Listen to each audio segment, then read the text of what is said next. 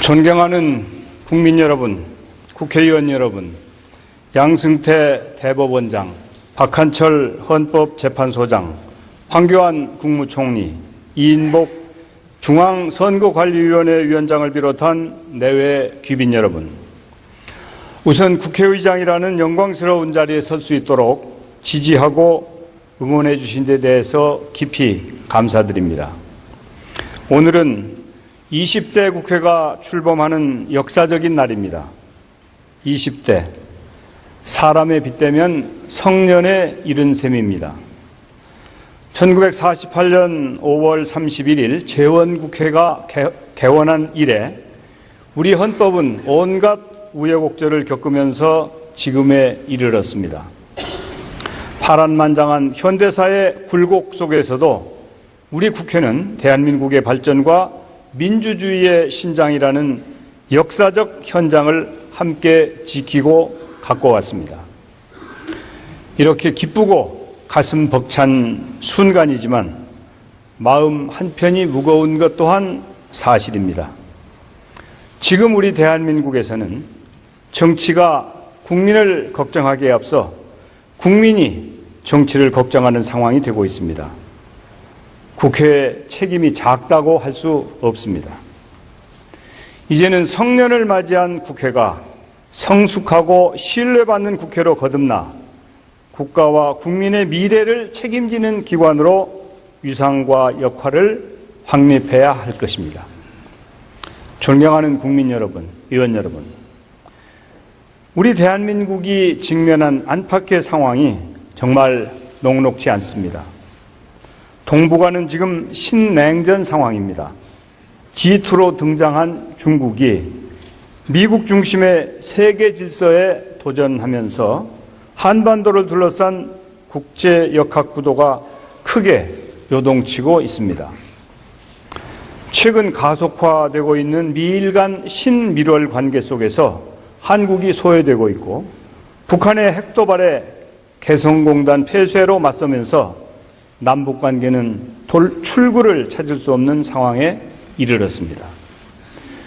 우리 경제 환경 또한 매우 어렵습니다. 1997년 IMF 외환위기를 슬기롭게 극복한 우리 사회는 글로벌 금융위기라는 복병을 만나 휘청거리고 있습니다. 엎친 데 덮친 격으로 중국발 위기론까지 불거지고 있는 형국입니다. 바깥 상황만 어려운 게 아닙니다. 고용 없는 장기 침체, 저출산 고령화, 극도의 청년 실업과 사회 경제적 양극화 속에서 한국 경제의 출구가 보이지 않습니다. 이런 상황 속에서 우리 사회의 활력은 점점 떨어지고 있습니다. 부의 대물림 현상이 두드러지고 중산층은 붕괴되고 있습니다. 우리 국민들은 살 맛을 느끼지 못하고 미래 희망은 점점 사라져가고 있습니다. 답답하고 막막하지만 오늘 출범하는 20대 국회가 전력 투구해야 할 과제들입니다. 존경하는 국민 여러분, 의원 여러분, 얼마 전 우리 사회에는 슬픈 사건이 하나 있었습니다.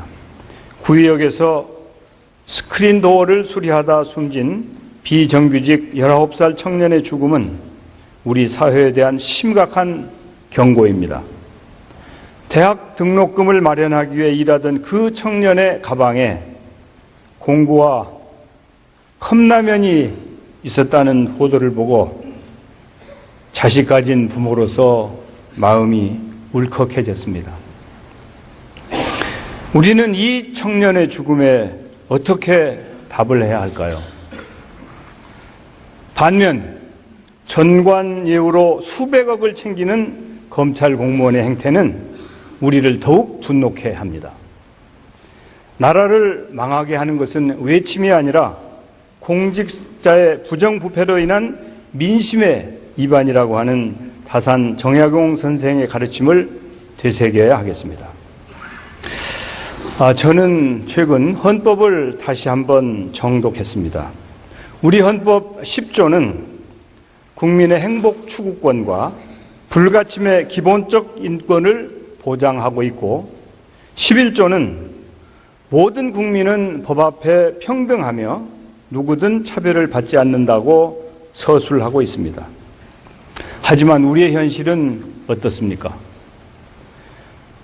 우리 국민들은 지금 행복합니까? 우리 사회엔 불평등이나 차별이 없습니까? 저는 이 질문에 자신 있게 답변할 수 없었습니다. 20대 국회는 이와 같은 헌법 정신을 수호하는 데 최선을 다해야 할 것입니다. 존경하는 국민 여러분, 의원 여러분, 대한민국은 자유민주주의 국가입니다. 자유민주주의는 시민사회의 다원성을 전제로 성립합니다. 가치관이나 의견, 이해관계가 다른 다양한 개인과 집단, 계층과 정파가 공존하는 것을 전제로 자유민주주의가 성립되고 운영됩니다. 그러나 시민사회의 다원성이 갈등과 대결로만 충돌한다면 그 사회의 미래는 밝을 수 없습니다. 다원성을 존중하되 국민 통합을 이끌어내는 것이 정치의 역할입니다. 우리가 통합의 상징으로 이야기하는 100% 대한민국이란 다원성을 부정하는 획일화가 아닙니다. 국민 각계각층의 다양한 의사와 이해를 수렴하여 대화와 타협, 수기를 통해 그것을 하나의 단일한 국민 의사로 결집해내는 것이 바로 그것이 진정한 국민 통합일 것입니다. 국민 통합을 이끌어내 자유민주주의 대한민국의 미래를 개척해 나가는 곳, 바로 그것이 대한민국 국회가 되어야 합니다. 그러나 그동안 우리 국회는 복잡다기한 갈등적 이해관계를 통합해내기보다는 방조하거나 심지어 부추겨 왔습니다.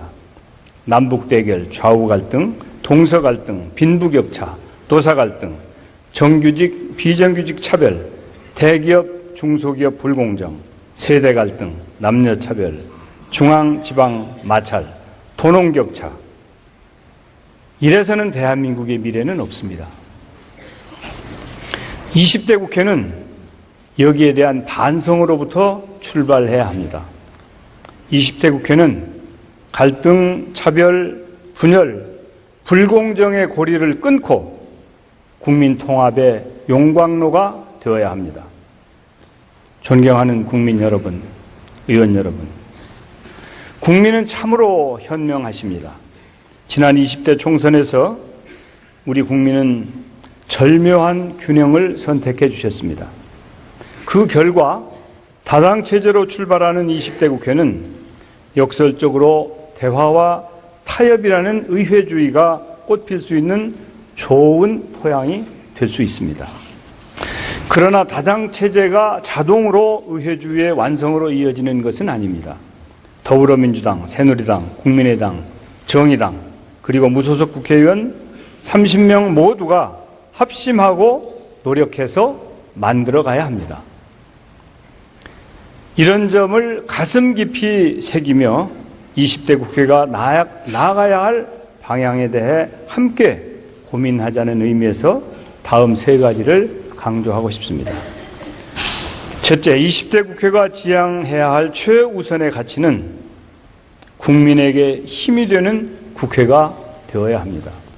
주권자인 국민이 국회에 내린 준엄한 명령은 여야의 극한 대립을 청산하고 서로 합심하여 일하는 국회, 국민에게 힘이 되는 국회를 만들라는 것입니다.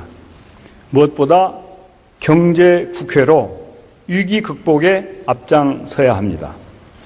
무항산이면 무항심이란 말이 있습니다.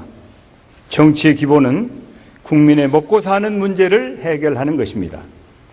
우리 사회는 이미 오래전부터 만성적 경기 불황에 민심이 크게 동요하고 있습니다. 청년들은 제대로 된 일자리를 찾지 못해 불안과 방황의 시간을 보내고 있습니다. 통계청이 발표한 4월 청년 실업률은 10.4%로 4월 기준으로는 역대 최고치라고 합니다. 청년들이 체감하는 실제 실업률은 그 2배가 넘습니다. 청년 5명 중 1명은 실업자로 살아가고 있는 것입니다. 가계부채 1200조 시대, 서민들은 더 이상 졸라맬 허리가 없을 만큼 극한의 상황으로 내몰리고 있습니다. 650만 자영업자의 문제 심각합니다. 자영업자의 10분의 1은 창업 1년 내에 폐업하고 5년 안에 문을 닫는 비율 또한 53.5%로 절반이 넘습니다. 그나마 버티고 있는 이들도 하루가 다르게 치솟는 임대료에 큰 고통을 받고 있습니다. 소득 부진, 가계부채, 노후 불안, 일자리 불안, 주거 불안정으로 민간 소비가 심각한 수준으로 위축되고 있습니다. 앞길이 캄캄합니다. 이처럼 당면한 경제 위기는 물론이고 양극화와 저성장, 저출산 고령화 같은 이미 시작된 구조적 위협에 대해서도 국회가 선제적으로 대응해 나가야 합니다. 일하는 국회, 생산적인 의정 활동으로 국민에게 짐이 아닌 힘이 되는 국회로 거듭나야 할 것입니다. 둘째, 20대 국회는 헌법 정신을 구현하는 국회가 되어야 합니다. 우리 헌정은 입법, 행정, 사법의 3권이 산발이처럼 조화롭게 서로를 지지할 때에만 활력과 능률을 발휘할 수 있습니다. 또한 국회가 정부를 견제하여 균형을 맞추는 일에만 만족해서도 안 됩니다. 국회는 정부 입법을 통과시키는 기능에 머무르는 수동적 절차주의 관행을 넘어 실질적으로 국정의 한 축으로서 역할하는 능동적인 의회주의를 구현해내야 합니다. 그렇게 하는 것이 의회뿐 아니라 대통령도 함께 성공하는 길입니다. 셋째, 20대 국회는 미래를 준비하는 국회로 만들어야 합니다. 영국 국민들은 밤새 불이 꺼지지 않는 의사당 건물을 보며 편히 잠자리에 든다고 합니다. 우리 국회도 1년 365일 내내 불이 꺼지지 않아야 합니다. 그리고 그 불은 대한민국의 미래를 밝히는 횃불이어야 합니다. 지금 세계는 기술 융합을 기반으로 한 4차 산업혁명의 물결이 일고 있습니다. 이세돌 구단을 이긴 인공지능이 그 한 단면입니다. 우리 국회가 당면한 현안 해결에만 매몰되지 말고 국가의 앞날을 내다보면서 미래 전략을 함께 준비해 나가야 합니다. 주요 선진국들은 오래전부터 미래 전략 연구에 국가적 역량을 투입하고 있습니다. 우리 국회도 변화하는 시대를 이끌어 나갈 장기적 안목의 지혜와 전략, 그리고 이를 담아낼 새로운 그릇이 필요합니다. 존경하는 국민 여러분, 의원 여러분, 정치가 해야 할 일이 무엇이겠습니까? 다양한 이해관계를 가진 국민의 에너지를 결집시켜 앞으로 나아가는 것입니다. 이제 대한민국의 도약을 위해 우리 모두가 지혜를 모아야 할 때입니다. 도탄에 빠진 민생경제 해결책을 제시하고 갈등과 분열의 상처를 치유하여 하나된 대한민국을 만드는데 국회가 앞장서야 합니다. 나아가 통일 한국의 밑그림까지도 준비해야 할 것입니다. 아울러 내년이면 소위 87년 체제의 산물인 현행 헌법이 제정된 지 30년이 됩니다. 개헌은 결코 가볍게 꺼낼 사안은 아닙니다. 그러나 언제까지 외면하고 있을 문제도 아닙니다. 누군가는 반드시 감당해야 할 일입니다. 그리고 분명한 사실은 개헌의 기준과 주체는 권력이 아니라 국민이며 그 목표는 국민 통합과 더 큰 대한민국이라는 것입니다. 국회의장으로서 20대 국회가 변화된 시대, 새로운 시대 정신을 담아내는 헌정사의 주역이 될 수 있도록 주춧돌을 놓겠습니다. 존경하는 의원 여러분, 여기 계신 의원 한 분 한 분이 새로운 역사, 자랑스러운 역사를 써내려가는 주인공입니다. 우리가 힘들수록, 우리가 진지한 고민으로 밤을 새울수록 국민들은 편안해지고 행복해집니다.